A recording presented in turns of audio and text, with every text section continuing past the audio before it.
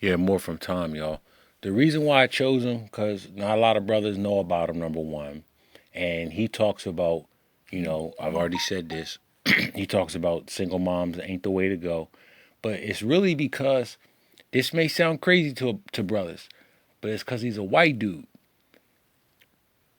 Niggas usually don't take things to be the gospel unless they hear it from a white person. Sad but true. Quick story, man. I worked for Junior Achievement, years ago. But anyway, when I was told to come up, I had to do a presentation on something. See, whenever they had inner city schools, that's when I was called to run the show and all that. So I'm telling them stuff, information about computers and shit like this, and they looking up the information that I'm giving them to check to see if I'm right. You know what I mean? And when I was wrong about something, I forget what it was. The one black girl wanted to correct me. I said, nope, stop right there. You're only doing this because I'm black and you've been taught that niggas don't know shit. Needless to say, I didn't get fired on the spot, but when my contract was over with Junior Achievement, they didn't hire me back. But that's what it was. If I was a white dude up there saying that, she wouldn't have questioned nothing that I say. Now that's the truth, black people, about other black people. Niggas don't believe this shit unless a white person tells them. So here's Tom. I mean, other than race, me and Tom got a lot in common. Tom's arrogant. I'm arrogant. I got 12% body fat. Tom got 12% body fat. Thank you for tuning in. Thanks for being part of our program. Here we are together again on the radio. And for those of you just tuning into our broadcast here, I am talking to the beaten dogs of America. And I happen to know that many of them are listeners. You write to me, you tell me about your problems, you tell me about your life, and I happen to know that your car is your sanctuary, that 80% of you listening to this broadcast are not in offices, not at home, you're in your cars. I happen to know, because you've written me, that many of you only get this time alone every day. The time you're in your car, the time you give to me. Your car is the one place in the world where you're not being nagged, not being judged, not being critiqued, criticized, compared, and contrasted. This is the one time of the day when everything you think is right, everything you do is right. Even when you make a mistake, nobody's going to get on your back, like if you make a wrong turn or, you decide to pull off and eat something unhealthy. No one's going to say anything. It's you, it's me, it's all the politically incorrect stuff I say here. You get to enjoy it without somebody saying, I hate that. Turn that off. Turn that down. Are you listening to that Tom Leykis? There you are by yourself. It's the one time of day when the time is all yours. And beaten dogs, let me just say this to you. Let me tell you what my days are like, because I know many of you beaten dogs got into the situation because you were, and again, you're alone. Give this some thought, because it's true. You're alone because you're afraid. You're with someone because you're afraid of being alone. You are afraid to be alone. You don't even care if the person you're with is inadequate. You don't care if they bother you, nag you, complain all the time. They don't see your good side. They don't see what you contribute. You just couldn't bear to be alone. Let me tell you what my day alone is like. I wake up every morning refreshed after a good night's sleep. I get up, I open the shades. I make some coffee. I check on my stocks on CNBC. I read the paper. It's quiet. Even when I have the television playing CNBC, it's low. It's quiet. No one is interrupting. When I'm watching to find out how the stocks are doing, how the mutual funds are doing, nobody is interrupting. Nobody is asking extraneous questions. Nobody is standing in front of the screen demanding to know when we're going to have dinner out, when we're going to have people over, what we're going to do this weekend, what time you're going to get home tonight. Nobody is standing there and doing anything. There's nothing scary about it. Be a goddamn man, for Christ's sake. I have leisurely coffee, read the paper, check in with coworkers, check in with friends. Do a few things around the house in the morning. When I come to work, I dress the way I want to dress. I leave at the time I want to leave. Nobody tells me, you're going to be late, you're going to be late. I get to work every day. I make it in here. Somehow I do it. Ever have somebody who's constantly telling you you're going to be late for work? Waking you up at unreasonable times, believing you'll never get out of bed on time? So then, like when you were in school, you roll over, play dead, pretend you don't hear anything. Yep, been there. Come to work, do my job, feel great about it. When I come home, yeah, granted, no lights on. How many of you boys are with someone who has a job anyway? When you get home, there's no lights on anyway. Come home, I have what I want for dinner. If I want to have dinner with friends or I want to have dinner with a chick, I can go do that, but I don't have to. Sometimes I want to sit at the kitchen table eating macaroni and watching the Laker game. Sometimes that's all I want. And you know what? That's what I do. Here are some of the things that are never on TV in my house. The WB network. Ever. It is never on. Ever. Ghost Whisperer. I know that the show exists, but it is not on in my house. Grey's Anatomy, not on your life. Any movie where the screenplay is adapted from Jane Austen, forget it.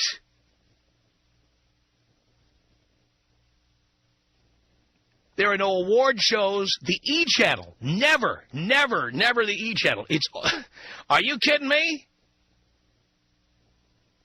Never. That's right, Dean, no shows with Ryan Seacrest. Nothing personal, Ryan. These shows are just not on. I don't watch American Idol. I don't watch any reality shows. Any. Forget it. Done. No extreme makeovers or fakeovers. Absolutely no Donald Trump or any of that stuff. Done. It's not on in my house. In my house, I watch sports. I watch Curb Your Enthusiasm. I watch the movies I TiVo. I have dinner looking at a beautiful view. Sometimes I enjoy a bottle of fine wine and just look out at the vista. Sometimes I read a book. Sometimes I listen to music. Sometimes a friend calls me and I go out and hang out. Go out to a bar. Go out to a restaurant. Go out to a club. Sometimes I do that. I go out to sporting events at night. Hockey, basketball. Went to the Clipper game the other night, for example. I'll do a Dodger game soon. On the weekend, I do laundry. I pay a few bills. If I want to go to Costco and buy the big container of something, I don't get told how wrong it is, because there's a much cuter, tinier container of Tide I could be buying. Or there's a much cuter these little bottles of Tabasco sauce. They're so cute. They're 1 ounce apiece. Why do you need a big bottle of Tabasco sauce where you get the cute little bottles that cost 100 times as much? Never. I go into Costco and buy the biggest size of everything. I've got the places to store the stuff. I get all my discounts. I take all my coupons in. I save as much money as I can. I spend as little as necessary. I invest it in the stock market. I'm not investing in different color sneakers or belts or sweaters or shoes. I'm not investing in clothing to be worn one time and then given to the maid. None of it. None of it. I do not have the shoe museum that so many of you have. You know where I'm talking about, right? That closet with every pair of shoes that she had to have. She wore one time, and then they just sit there in case she ever wants to wear them again, which she never will. No $450 red corduroy shirts that she had to have that she will never wear again because they were out of style the second they left the store.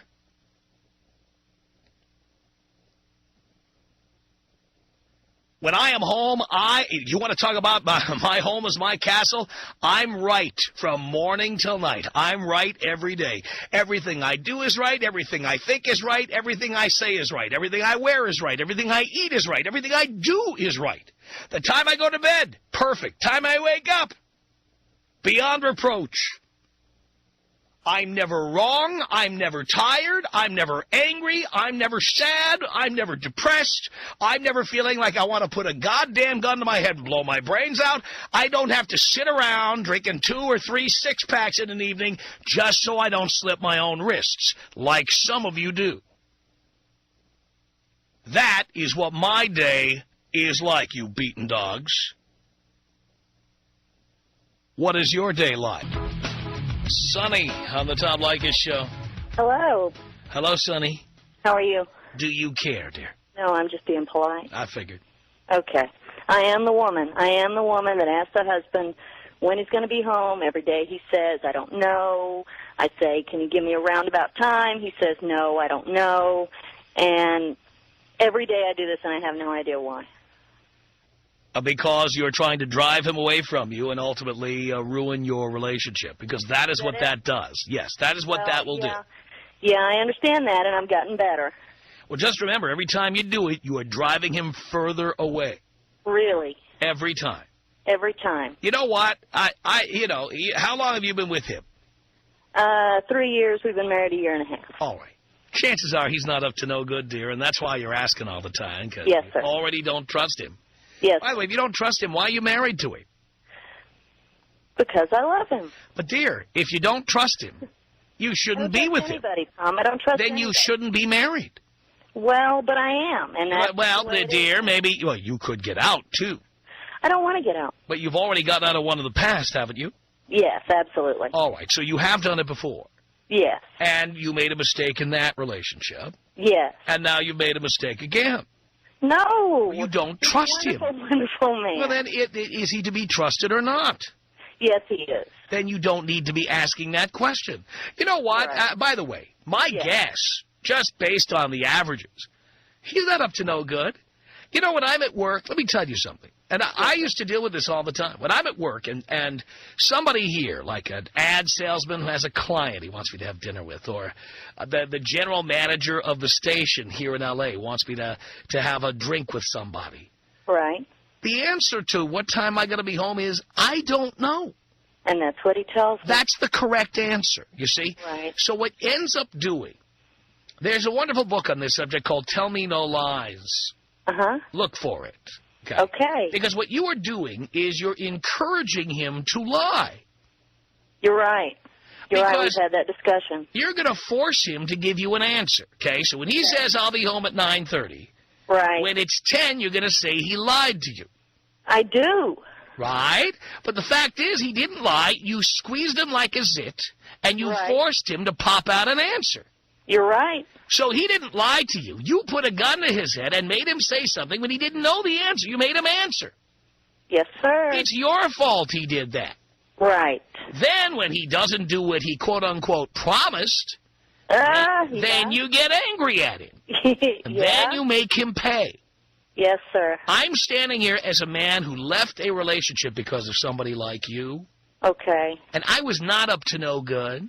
Yes, sir. I walked away from that relationship because I was tired of being questioned all the time.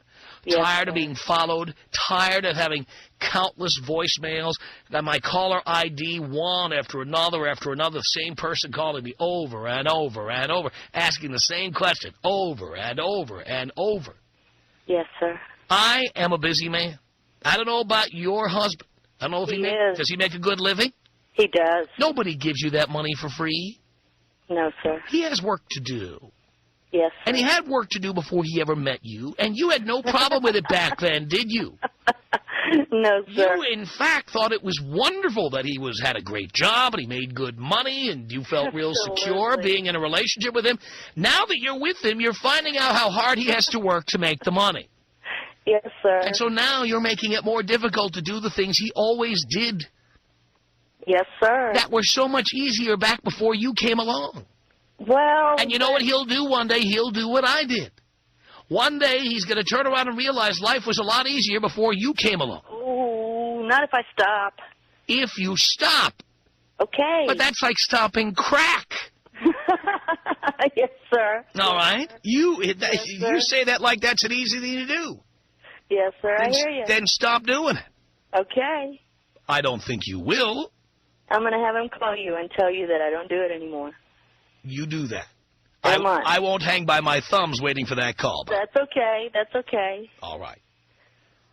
Don't make this mistake, Sonny. You'll lose him. Yes, sir. Thank you. You're awesome. I love your show. Thank you. Literally, she knows who she is. Somebody nagged me into just saying, I can't take this anymore. Can't do it. Can't do it. Can't do it. Can't do it. Cannot do it. Eventually, you pay for that. Believe me. And if you don't pay for it by losing the person, you pay for it because they have an affair, or you pay for it because they just check out of the relationship and they just become incommunicative and you can't figure out why they don't talk to you anymore. Pete on the Tom Leykis show. Hello. Hey, Tom. Pete. Man, I feel like I've been beaten like a dog who just crapped all over the rug. Oh, boy. What happened? Well, just moved down here to Phoenix from Michigan. Got down here about 2 months before... Don't tell me you met her on the Internet. No, I can't say that. I met at college. How did you meet her? I was at college. We were both up in Marquette, Michigan. A little tiny-ass town nobody's ever heard of. But she was from Arizona? No, she actually was from there. She lived here for 3 years, came back to finish school. Met her at school. Convinced me to come down here, check out some jobs, because I hate the snow, I hate the cold. I don't like the small town. I live in the Upper Peninsula where there's nothing. So I came down, got me a good job, making $50,000 a year to start off, double my income just by moving here. Right away, I'm right on, good to go. No snow, warm weather, I can wear my flip-flops, shorts, be happy. Get down here 2 months before she comes down. I don't know anybody here. I don't know anyone. So I'm going out, I'm meeting all kinds of people, get a group of friends, get a nice routine going, hanging out with everybody, having a grand old time. She gets down here, and suddenly I'm not going out anymore. I'm not hanging around. My friends are calling me. By the way, Pete, you're new to Phoenix. I lived in Phoenix for 3 years. Let me tell you something. I've lived a lot of places, and every place has its strengths and weaknesses. One of the strengths of Phoenix and the whole Valley of the Sun, there's no place better on the weekend for people just getting together for barbecues, drinking beer. When I lived in Phoenix, I was at somebody's backyard every weekend. And, that's what I was doing. So you know what I'm talking about, right? I'm not making this up. Arizona has the largest per capita consumption of beer in America. You're not lying. And it's right, and it's no surprise because, first of all, it's 103 degrees most of the year, and second of all, everybody's got a backyard that I knew when I was in Phoenix, and therefore there's always someone calling up going, hey, we're going to put some coals on, want to come over? And they had a pool, and you just did it. Exactly. In L.A., we don't do that. Phone rings, we let it go to the voicemail. But when I was in Phoenix, I was always in somebody's backyard. Hey, and I love it. Right. That's my it's right spectacular. There. Absolutely. And the women here are just, there's so many running around. It's unbelievable. Hey, wait till you see a Lister party, pal. You'll plot. Right on. Yeah. But it's great. I love it. All right, so what happened to her? Well, all right, so you're there and you're meeting people. By the way, were you living alone in Phoenix? At the time, yes. At the time. Okay, so she had a place in Phoenix and you had a place in Phoenix. No, she was still back in Michigan. Oh, she was still back in Michigan. Okay, and you're in Phoenix and you're living it up. There you are. Right. And by the way, not even being a bad boy like you could have been. You're just out in the backyard with people throwing some burgers on the grill, drinking beer. Given I had the opportunities, if I wanted to. Phoenix and Glendale and Tempe are full of sports bars. You're out there at the sports bars, right? Every Sunday you're watching a game at a sports bar. Your other friends come in. It's wonderful. Good times. Okay, so you were living it up, and then she showed up. Yep. And I finally got away yesterday. I walked in, hang out with my friends over at another bar we always hung out at. They look like they've seen a ghost. What the hell happened to you? You used to be around all the time. So how long has it been? Wait, she came when? She's been here about a month. A month? Yeah, already. I just... It's like, and she didn't want to go out anywhere, didn't want you going out anywhere. That's exactly, and I said, hey, I'm going to hang out with my friends. Would you like to come?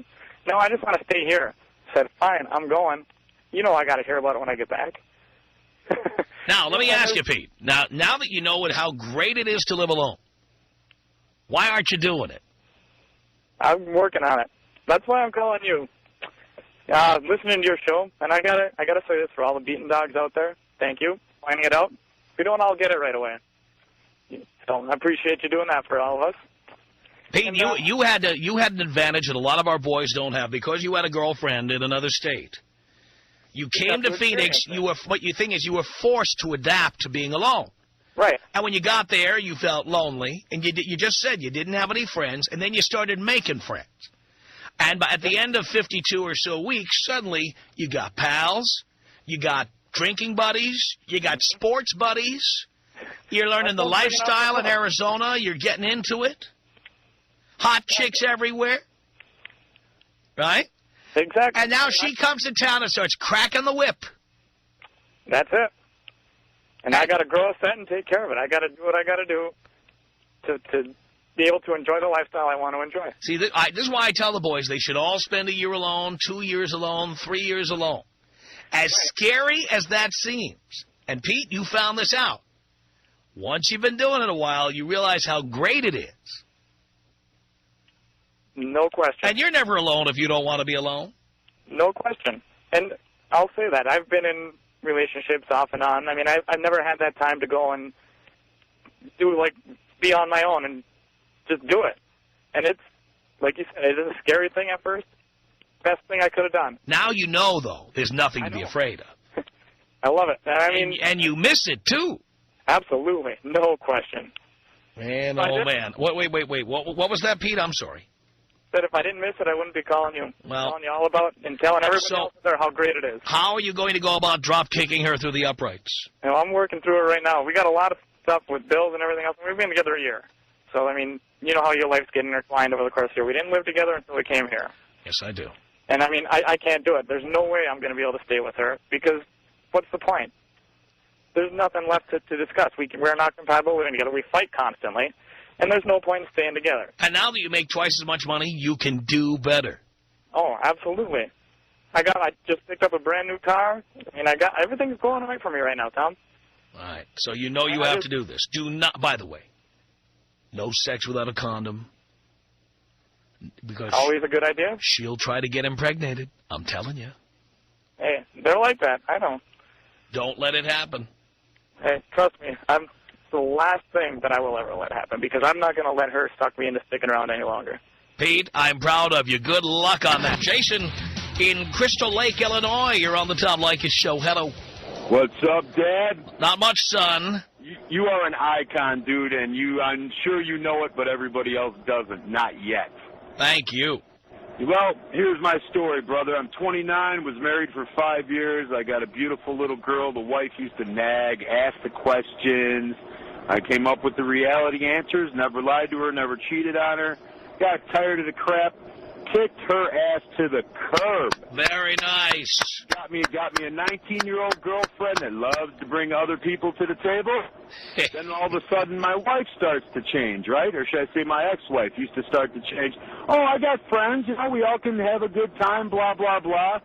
I ain't having it, So one day I was out to dinner with my girlfriend. My wife she came to the same restaurant with her new boyfriend, kind of made a scene.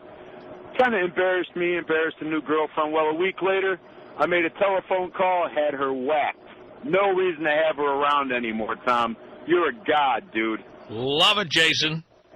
Man, like I said, no more palimony, no more alimony, no more nothing. A little girl's living with me, and her mama's eating worms, Tom. I totally love that. Man, and one day I wish I have a 2.5 like you do, brother. I'm working my ass off to get that. Just don't let another one get the keys to your place. That's all I ask. No, hey, it's never going to happen. As long as the 19 and 21-year-olds keep walking around, Tom, I'll be walking, but technically I'll be doing the third leg, Tom. Once they pass their expiration date, you just drop kick them. Well, you know what? It's nice to have a small corral, Tom. You don't need to get rid of the good sheep, you know what I mean? Yeah, but what you want to do, of course, just want to keep thinning the herd. You want to keep everybody young, supple, nubile.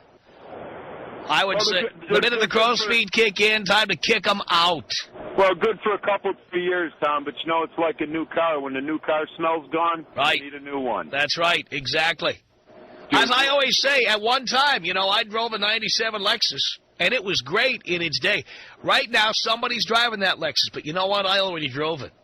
No, I've done the Lexus when they first came out. I'm an investment banker, Tom. I make pretty tall cash and got a beautiful house. I live on about 22 acres. Oh, and, baby.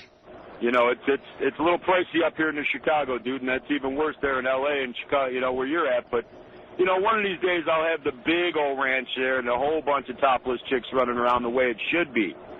I love that. Love it, Jason. I'm proud of you. Thanks a lot for that. It's Brian on the Tom Leykis Show. Hello. Hey, Tom, how are you? I'm okay, Brian. Good, man. Hey, we love you out in Phoenix. You rule. Thank you. I do have one issue. I'm married, got a beautiful daughter, everything's cool. Yeah. However, bought myself a nice big TV for my family room, right? Yeah? Well... Oh, they hate big TVs. Women hate them. They're not cute like little TVs. Well, that's not even my issue, Tom. See, my issue is I've got this, you know, digital video recorder. I haven't watched one show on the thing, and I need help. I need to figure out how to get that corrected. She's got her soaps on there, Lifetime, all that stuff that is wrong. Unbelievable. Guidance, man. Well, you know, I always had more than one TiVo. That's what I did. Well, that's what I'm doing. I got my own room, put my own TV in it. I think that's the only solution. Yeah, and then make that your sanctuary and don't let her in there. That's exactly what I'm doing. Got a nice bar in there, get a nice TV, and be on my own, I guess. Now, does she harass you and demand things from you and complain that you're inadequate all the time? Not all the time. Sometimes. Once in a while. It's only going to increase as time goes on, Brian. I know. But that's why we listen to you, and we can take the bull by the horns and take care of things. At least while you're in the car by yourself. Exactly. As long as I give you that feeling while you're in the car, I've done my job. And that's exactly why I called you. I've been listening to you ever since you came in Phoenix and on my way home from work, and you're a relief. Thank you for that, Brian. Have a great night, and we'll talk to you later. Appreciate the call. 1-800-5800-TOM. You're right, T. You're getting calls about that? I don't think Jason, you're right. Jason did not actually kill his wife. He did not mean that literally. And I never thought he did, so I was not approving murder, all right? Jesus. Oreo, you're on the Tom Leykis Show. Hello. Hey, Tom, how are you? Doing okay, Oreo? Well, you must be following me around in my life because, you know what, everything is exactly like you say, man. I'm going through a divorce right now, and I got a new girlfriend, and she's always right, I'm always wrong no matter what. Why do you need a girlfriend, Oreo? You know what? Just like you said, you know, guys, you know, they hate to be alone. Yeah, but why don't you man up and try it for a while? I have tried it. I tried it for 3 years, and, you know, actually, that was the best time of my life. I can do what I want, when I want. Well, if you know that's true, why do you have a girlfriend? You know what? Stupidity, ignorance. Then you can undo it. Yes, I can. And you should undo it before the condom breaks or before she decides to hole up in your house and refuse to come out. Well, actually, you know, I moved in with her. Why? Like I said, take your pick on the words you want to use. You're a pussy? No, I wouldn't say all that. Why did you move into her place? I thought it was love. Maybe it's a rebound thing. How about you rebound right out of there? You know what? It's coming real close. No. There's no need to come real close. It's not going to get any better. You know, the beginning of a relationship is the best it is, okay? Yeah. As time goes on, things only get worse. They don't get better. And this has only been since January. All right. So you're 3 months in. Yes. All right. It's not going to get better. In fact, the sex will start to deteriorate. Yep. If it hasn't already. You know what? Let me tell you. I work for a local pizza delivery company, and, you know, how many girls I see all the time. What are you doing? It's very tempting. What are you doing? Obviously the wrong thing, Tom. Time to go. You know what? I think I'm going to take your advice, brother. Think that's a good idea. It's Mike on the Tom Leykis Show. How's it going, Tom? Love the show. Thank you. Just want to let you know that I'm just chilling in my sanctuary right now, listening to my favorite show. And I listen to it every weekday. And at 7, I got to turn my car off and go back inside. And you're how old? 19. Why do you have a girlfriend, Mike? Met the right girl at the wrong time? No. No. No? No. Because you're afraid. Could be. No. That could be. All right, thanks, Tom. Hey, Wait. you're not done? You've been on 39 seconds. Okay. Why are you still there? I don't know. So if you don't know why you're doing something, why don't you get out? Could be something to think about. How about you stop thinking and start doing? Okay, Tom. Unbelievable stuff there. Kevin on the Tom Leykis show. Hello. Hey, Tom. Hey. There's two shows that I've listened to that have changed my life that you've said. One of them was when you were talking about the girls that were beautiful, that had kids, that sucked guys in to try to compensate for their lack of being there for their kids and just to be their kind of whipping boy. Right. I fell into that. And I was with a girl, beautiful. I mean, beautiful. Italian girl, nice body, just great. Loved having sex, all that stuff. Well, 2 years down the road, all that stuff kind of deteriorated. I found myself spending more time with her boy than she did, and luckily we didn't move in together. And I have to say, listening to your show opened my eyes completely, and here I am. A month ago, I went out with her, got in a big argument, came home. The next day I loaded every piece of everything she had in my house and loaded it into my truck and took it to her house and dumped it inside her house. And I haven't spoken to her since. And the second show was today's, where you're sitting at home talking about all the things that you like to do. You do nothing wrong. You do everything right. Have a nice bottle of wine, cook yourself a steak, whatever you want, and your life is your own. That's where I'm living right now. Are you loving it, Kevin? I am so loving it, and I'm telling you, your show is so spot on because I've done it, and it's exactly what you said. So I have to thank you. Kevin, I am so proud. Thank you. Sharon, hello. Hi. Hi. I had a question about men who have daughters and how that makes sense with your philosophy about how to treat women. Well, what do you mean? Well, if you feel that women are something to just be used as objects, like your example of the 97 Lexus, a man who believes in that and also has a daughter, I'm sure... Well, someone else is driving that Lexus right now, and I hope they're enjoying it. I'm sure it still has the shocks, and probably some of the original parts are still there. Though some of the parts have probably been upgraded. Yeah. But it doesn't have that new car smell anymore, so why trade it up? So a man who has a daughter... I've traded in many daughters for younger daughters of other guys. I've done that. Right. But you're not a father. Correct. So a man who is a father... Although I have been called daddy on occasion. All right. So you're not going to answer this question. I don't have to answer what question? You're not answering my question. What question is that? How does a man have the same philosophy as you do about women? How do they expect their daughter to be treated? They have to hope their daughter has a lot of hot friends. Okay.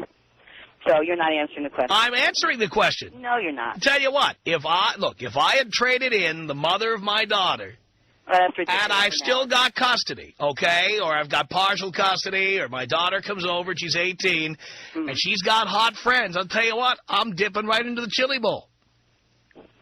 So you're not answering the question. I have answered the question. Because it's a chink in your whole attitude. There's no chink in my attitude. It certainly is. No, not in the least. Okay.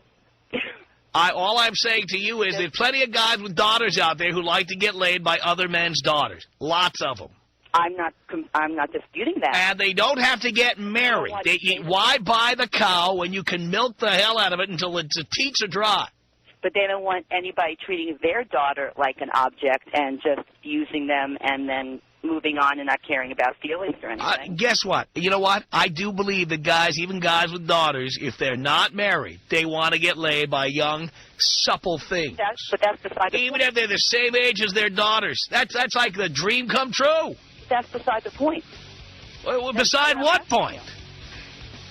The point is, they don't want their daughters, if every fine, they don't want their daughters doing it, but they'll do it to other people's daughters. Just like the same guys will look at other guys' daughters in the centerfold of Playboy. but they don't want their own daughters in there. Our email address is my name. It's Tom at blowmeuptom.com. The Tom Leykis Show.